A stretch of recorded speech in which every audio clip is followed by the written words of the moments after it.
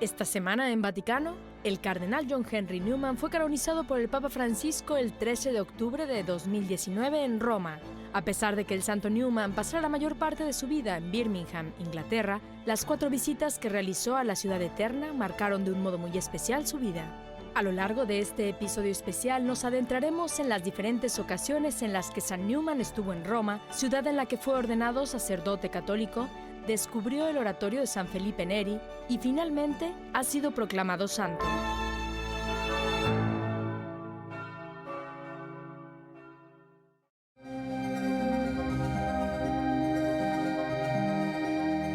Unos años antes de su conversión, en 1832 y en 1833, el cardenal Newman viajó al sur de Europa. Después de visitar la ciudad eterna por primera vez, escribió en una carta a su casa: Roma es el lugar más maravilloso de la tierra, pero describió a la Iglesia Católica Romana como politeísta, degradante e idólatra. Pasaron 13 años y Newman regresó a Roma por segunda ocasión, esta vez para unirse al ministerio de la Iglesia que él mismo tan enérgicamente había criticado. El 30 de mayo de 1846 fue ordenado sacerdote por el cardenal Giacomo Filippo Franzoni en la Capilla de los Reyes Magos de la Congregación de Propaganda Fide, ahora conocida como Congregación para la Evangelización de los Pueblos. Y aquí, en la capilla del segundo piso del edificio, ahora llamada de Newman Chapel, el santo John Henry Newman celebró su primera misa. La Pontificia Universidad Urbaniana, entonces ubicada en el edificio de la Propaganda Fide, acogió como seminaristas durante más de un año a San Newman y a su amigo Ambrose St. John, entre muchos venidos de todos los rincones del mundo.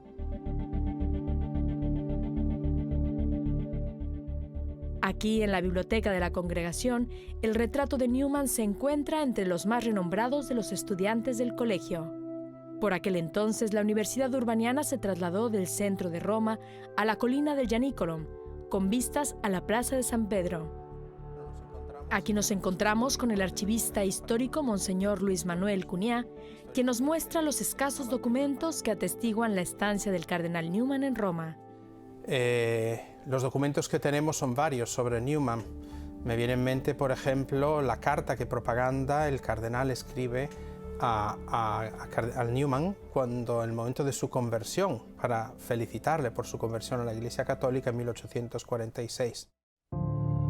Otro documento importante es la lista de los alumnos del Colegio Urbano en 1846.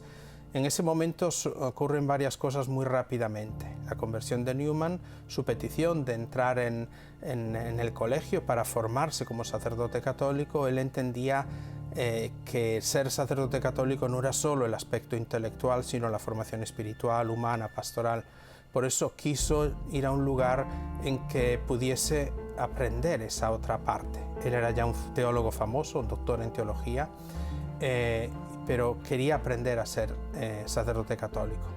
Por eso conservamos esta lista donde aparece Newman y St. John, su compañero, llegaron juntos al colegio urbano, el momento en que entran y el recorrido que hacen en el colegio hasta llegar al momento de su marcha del colegio.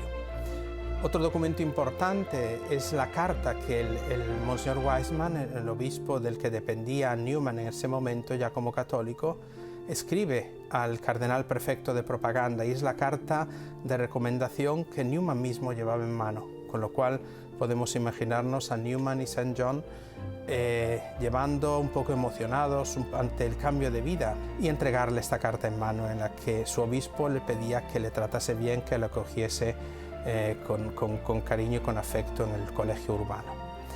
Otro momento importante es ya el momento de la ordenación. Se conserva sea el libro de las órdenes, donde está registrada la fecha en latín, la fecha en que fue ordenado. Newman y St. John fueron ordenados de diácono y de sacerdote. Y después ya en el diario del colegio, ya la parte más humana, donde recuerda ese día quién estuvo presente en la ordenación, a qué hora se hizo la ordenación, incluso la invitación que se hizo a las personas que vinieron, a los amigos de Newman y de St. John, para que tuviesen el desayuno y la comida en el colegio. Durante su segunda estancia en Roma, Newman se encontró con la congregación del oratorio de San Felipe Neri y la trajo a Inglaterra, estableciendo así el oratorio de Birmingham. Su tercera vez en Roma, en 1856, Newman se reunió con el Papa para resolver una disputa entre el oratorio de Birmingham y el nuevo oratorio de Londres. La cuarta vez de Newman fue para participar en el consistorio del 12 de mayo de 1879, en el que el Papa León XIII lo nombró cardenal. Más adelante en su vida, San Newman escribió que no hay más que dos alternativas: el camino a Roma o el camino al ateísmo.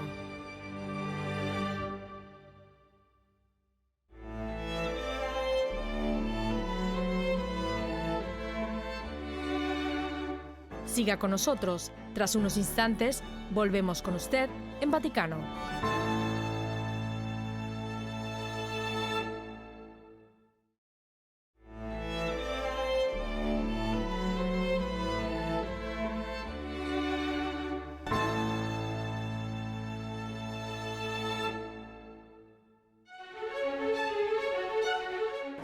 Es la mañana de la canonización de John Henry Newman. Miles de personas ya están aquí y muchas más están llegando. En un par de horas el Santo Padre celebrará misa y declarará santo al cardenal Newman.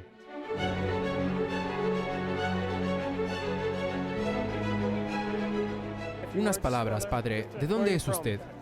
De la diócesis de Mantechin, Nueva Jersey. ¿Y qué significa Newman para usted? Que la Iglesia está reconociendo oficialmente todo lo que Newman hizo tanto en materia de educación como a nivel de conciencia, en la formación de la misma. Creo que podríamos considerarlo un doctor de conciencia. Julia, creo que eres de Baviera. Sí, soy alemana y estoy aquí para la canonización, porque el cardenal Newman es una persona muy importante para la gente de todo el mundo y siempre estaba buscando la verdad. Buscaba la verdad y la encontró en la Iglesia Católica. And he found it in the Catholic Church.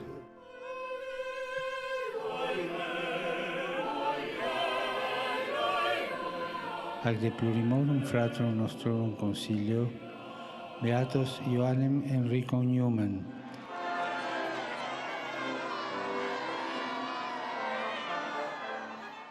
Ahora yo voy a decir algo y vosotros vais a responder ora pro nobis.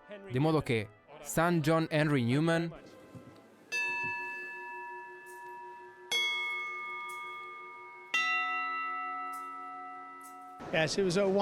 fue una celebración maravillosa, se apreciaba un ambiente muy especial por toda la ciudad. Solo ver a esa gente de todo el mundo y todos los magníficos representantes que se acercaron aquí por un tiempo, sobre todo procedentes de Inglaterra. Fue hermoso ver al príncipe de Gales. Ha sido un acontecimiento espléndido, maravilloso de verdad. Estamos todos encantados de estar aquí. Y ver gente de naciones de todo el mundo. 5 santos fabulosos. Él quería laicos que estuvieran felices por compartir su fe, que pudieran ponerse de pie y hablar con cualquiera de lo que les apasionaba y dar testimonio acerca de por qué creían en lo que creían. Luchó por la verdad, sufrió por la verdad, pero también la encontró y fue una gran inspiración para muchos. Es un honor y una alegría estar hoy en Roma para todo esto. El Santo Padre está pasando, acaba de proclamar santo a John Henry Newman y ahora podemos decir: John Henry Newman, ruega por nosotros. Kevin Turley desde la Plaza de San Pedro, Ciudad Vaticano, informando para el National Catholic Register.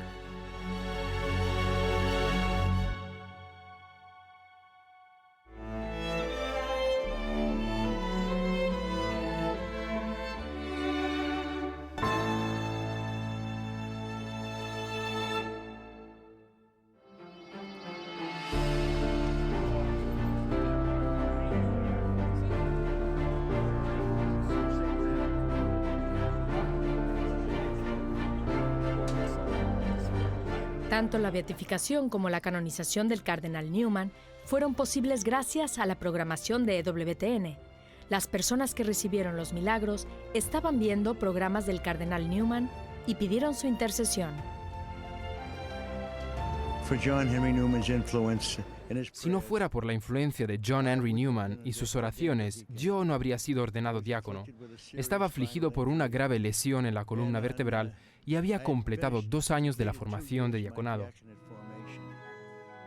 El diácono Jack Sullivan estaba viendo un programa de EWTN sobre el cardenal Newman, y tras el programa se anunció que en caso de que se recibiera una gracia después de haber orado por la intercesión de Newman, se podría escribir una carta. Y la oración era muy sencilla. Por favor, cardenal Newman, ayúdeme a caminar para que pueda regresar a clases y ser ordenado. De repente, el intenso dolor me abandonó, por completo. Pude ponerme en pie, pude levantar cosas. Fue increíble.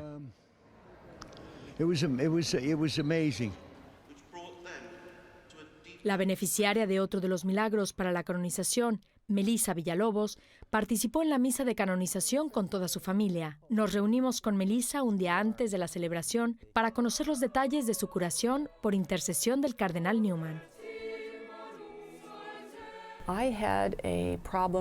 Tuve un problema de placenta con la quinta de mis hijas, Gemma. La placenta se había desprendido parcialmente de la pared uterina, dejando un agujero en ella, y la sangre se escapaba por dicha perforación. De modo que estuve perdiendo mucha sangre a lo largo de varias semanas. Finalmente tuvieron que ingresarme en urgencias. 5 días después, recé al cardenal Newman, y ahí fue cuando todo cambió. Así que hay algo de conexión con la EWTN, ¿no? Sí la hay. Oí hablar por primera vez del cardenal Newman en el año 2000. Estaba preparando mi ropa para el trabajo, planchando, y me volví para ver la televisión. A menudo veía EWTN. Me encantaba escuchar sus programas y televisaban uno aquella misma noche. En realidad, era una serie sobre el cardenal. Era la primera vez que oía hablar de él. Todos esos eruditos y sacerdotes departían sobre su vida y su legado. No entendía todo lo que decían, pero al menos pude concluir que era un hombre admirable y muy santo. Y cuando el milagro tuvo lugar y usted lo notificó, está claro que la Iglesia investiga los milagros muy cuidadosamente para su confirmación. ¿Fue un proceso muy duro para ti? Fue bastante agotador, ya que yo estaba segura de que hubo un milagro en el momento en que se detuvo la hemorragia. Tuve que esperar varios años para ver los frutos, pero respeté el proceso y estoy muy contenta de que haya todo un proceso tan prolongado, porque creo que eso ayuda al mundo a reconocer que realmente hubo un milagro aquí. Entrevistaron a tantos médicos, también al mío particular, a mis enfermeras, e incluso hicieron que médicos independientes testificaran tras haber revisado el caso. Todos los médicos concluyeron que no había explicación médica ni científica para mi súbita curación. Pero tú ya lo sabías.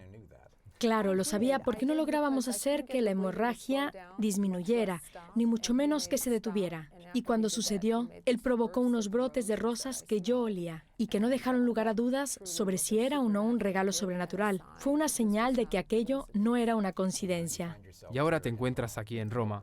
¿Cuál es tu amistad espiritual o relación con el cardenal Newman en este momento? Estamos muy cerca. Le rezamos en cuanto nos levantamos por la mañana. Mi familia y yo celebramos los acontecimientos más importantes de su vida. Celebramos su cumpleaños, su fiesta, honramos el día en que murió, el día en que lo nombraron cardenal. Forma parte de nuestras vidas y todas las noches, en nuestras oraciones a la hora de acostar a los niños, terminamos las oraciones con una oración al cardenal Newman. Y últimamente, debido a esta canonización, estamos rezando por otras muchas intenciones para otras personas, porque muchas de ellas se han acercado a mí para pedirme que rece. Teniendo tanto que rezarle al cardenal Newman, me temo que estos días los niños se van a quedar despiertos hasta tarde. Si pudieras reducir a una sola cosa, a una lección que quisieras que los católicos de todo el mundo aprendieran de tu experiencia, así como de la santidad y el legado del cardenal Newman, ¿cuál sería?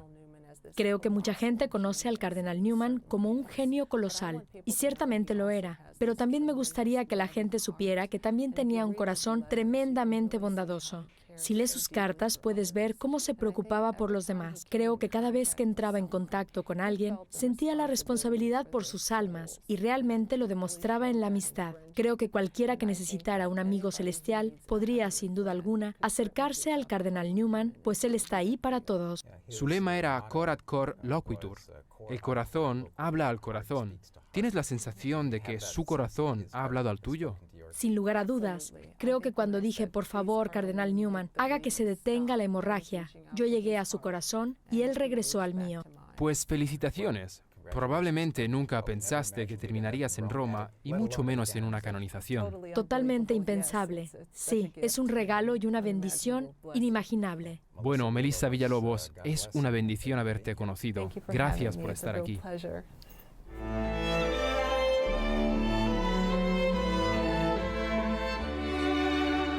Quédense con nosotros. Tras una breve pausa, volvemos con más en Vaticano.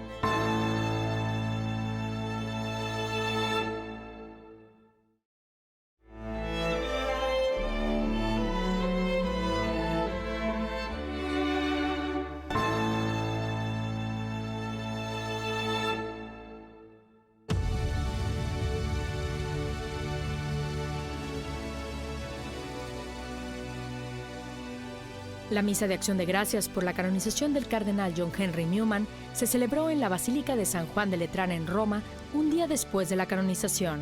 Entre los asistentes se encontraban miembros de la congregación religiosa oratoriana que el santo cardenal Newman trajo a Inglaterra, peregrinos de todo el mundo, así como el cardenal Vincent Nichols, arzobispo de Westminster, y el primado de Inglaterra y de Gales. Concluida la misa, hicimos una sola pregunta a los participantes. ¿Qué significa para ustedes San John Henry Newman? Hoy es un día lleno de alegría. Me faltan las palabras y eso no me pasa a menudo. Creo que fue alguien que nos enseñó que la fe reside en nuestros corazones y que en ese corazón, en diálogo con Dios, en conversación, amistad y amor entre nosotros, está la hoja de ruta de nuestra fe, el lugar donde la vivimos día a día.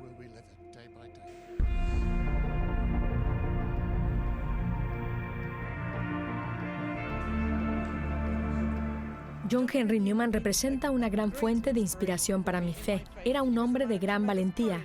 Al menos así lo veo yo. Cuando vio lo que Dios quería que hiciera, lo hizo sin importarle el costo. Fue fantástico y me pareció muy inspirador.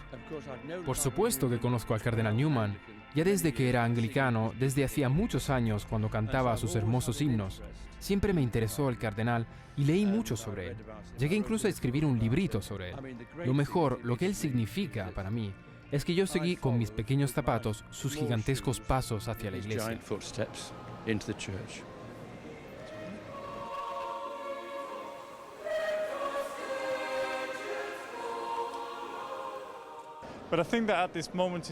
Mirando atrás, lo que yo recuerdo es acercarme al director de Nuestra Señora de Walsingham. Estábamos buscando la reevangelización de Inglaterra.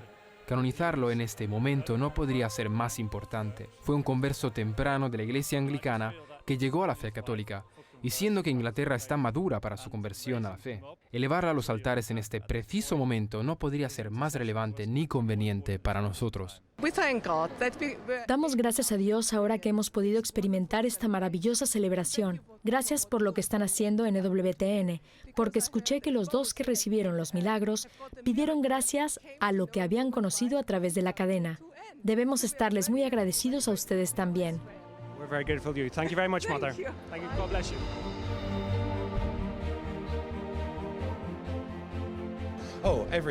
Oh, todo. La importancia del laicado, el desarrollo de la doctrina y la importancia de una conciencia recta. Wonderful.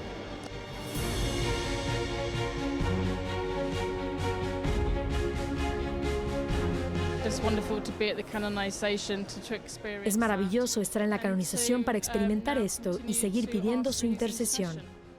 John Henry Newman es una fuente de inspiración de santidad, una inspiración para hablar siempre de la verdad en Jesucristo. Siempre me ha impresionado su cuidado pastoral de la gente. Me pusieron mi nombre por John Henry Newman.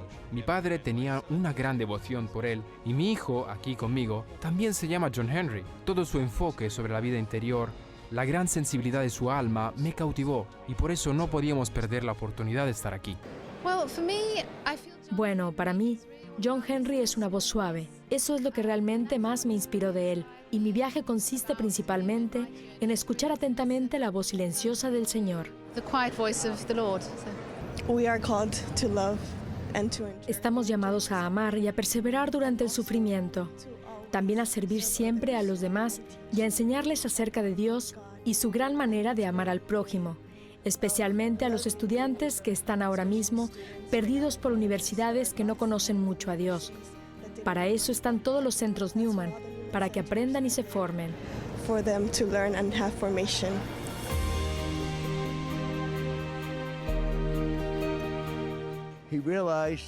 En sus estudios de la iglesia primitiva se dio cuenta de que la verdadera iglesia de los apóstoles no era la iglesia anglicana, sino la iglesia de Roma. En la Inglaterra de aquellos días, la iglesia católica de Roma era odiada. Sus sacerdotes eran asesinados. Y él fue quizás la celebridad más importante de la iglesia católica, el clérigo más amado de toda Inglaterra. ¿Qué es lo que hizo cuando se enfrentó a la realidad, a la verdad? Pues convertirse al catolicismo. Así sus amigos se alejaron de él. Se quedó solo en este mundo. Pero él sabía que estaba siguiendo la verdad. Escribió un poema. Guíame bajo la tenue luz de la verdad, en medio de la penumbra que me rodea. Te pido que no mires el panorama general. Un pequeño paso es suficiente para mí. One step is enough for me.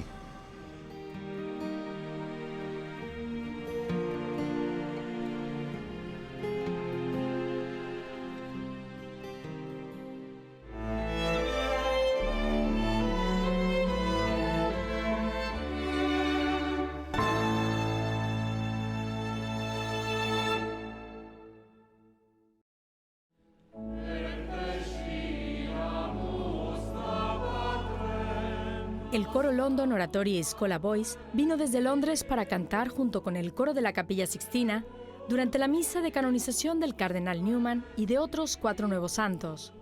Durante la celebración en la Plaza de San Pedro, el coro cantó durante el ofertorio el himno de Palestrina Exultate Deo.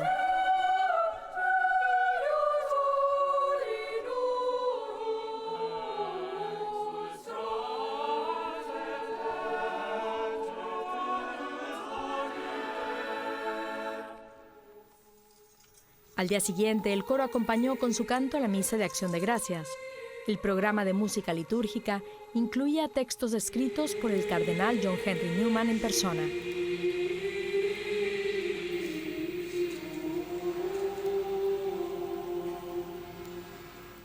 Brian Patrick, periodista de WTN, tuvo la oportunidad de hablar con Charles Cole, director del coro de niños de la Schola Cantorum del Oratorio de Londres.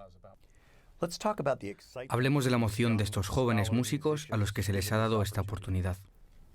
Es algo increíble para ellos. Están tan emocionados. Acabamos de llegar hoy a Roma y ya están todos entusiasmados con lo que van a hacer, cantando en San Pedro a unos pocos metros de distancia del Papa. Es un honor extraordinario formar parte de algo así. En realidad, es poco frecuente que se traiga un coro al que se le permite cantar junto con el coro sixtino. Estamos muy entusiasmados.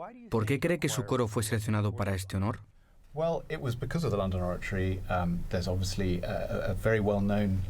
Bueno, fue por el Oratorio de Londres. Obviamente hay una conexión litúrgica muy reconocida entre la música que cantamos y el Oratorio de Londres. Y lo que queríamos hacer aquí para ser parte de la canonización, creo que encaja perfectamente. San Felipe, fundador del Oratorio Romano, fue alguien que realmente entendió la importancia de la música.